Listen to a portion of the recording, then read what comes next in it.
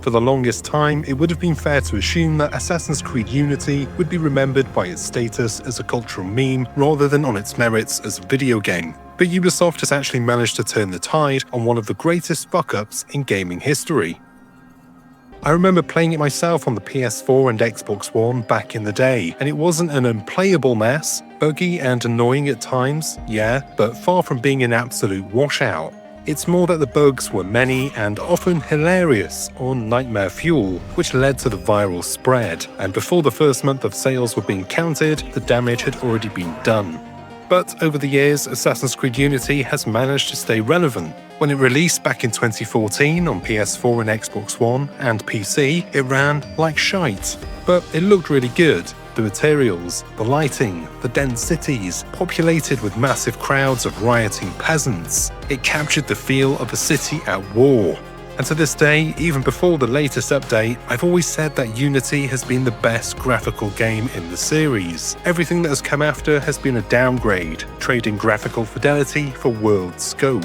Unity's playground is much smaller, condensed and packed with detail, crafted moments etched into the architecture, stories told on every corner. There's so much there, you don't need to travel far to see something new and interesting. In contrast to the recent games where you've got a 10-minute jog from point to point, and the budget just isn't there to build a world as detailed. The most recent update for Assassin's Creed Unity, as of March 2026, gives players a native Xbox Series X and PS5 version, which runs the game at 60 FPS at 4K. For a long time, Unity has actually been playable on the Xbox Series XS at 60 FPS, thanks to Microsoft's Game Boost program. And while that was lovely and I really enjoyed it, to the point that I played through the entire game again in 60 FPS, it had something holding it back.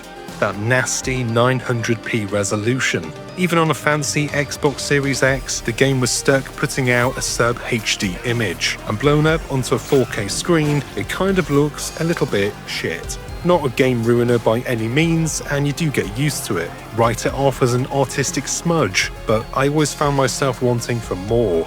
And now we have it, and not in a roundabout way, but as a genuine update from Ubisoft. And of course, it looks fantastic and runs perfectly fine too, at least in the hour or so I've spent running around Paris with the new update applied on Series X. And it feels like the original vision for the game has finally come to be. This is what they always wanted to deliver. They were just held back by tech and time. A game perhaps released a generation too soon. Because honestly, this one is up there with any modern release, and the fact that Ubisoft hasn't boxed it up and thrown it out the door with a budget price and a remastered name tag is an absolute miracle, because it wasn't that long ago that such enhancements were being sold as new products. So yeah, the gift that keeps on giving. And I've been playing a lot of the Assassin's Creed games lately, between Syndicate, Valhalla, Odyssey and Origins, and now I've got Unity back into the rotation. Yes, I have a problem. No, I won't seek help.